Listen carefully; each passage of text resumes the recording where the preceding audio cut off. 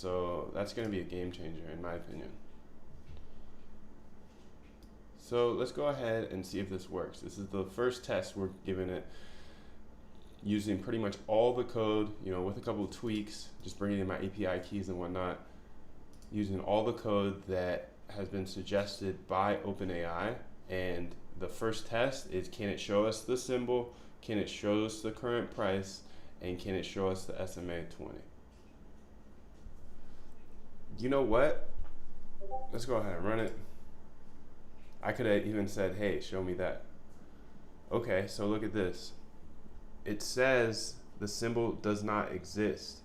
CMEX does not have market symbol BTC USD. So the above, I'm just gonna paste this in, see what happens. And now this is just testing with you. CMEX does not have the market symbol BTC USD. Please correct that in the above code. Let's see what happens here. I know what the market symbol is,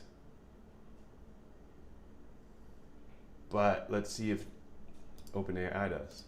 So the way I look at this is, I don't think immediately it's gonna remove the need for developers like you and I, or maybe just I, and if you're learning this, you eventually.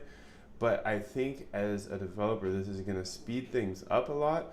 And obviously, I'm just showing you the front end right now, which is ChatGPT 3, but you can use the OpenAI APIs in order to try a bunch of different stuff. Let's see if it has the USDT, because that's essentially what it said. It says, hey, I'm changing the USD to USDT. Let's see if that works. Okay, there we go.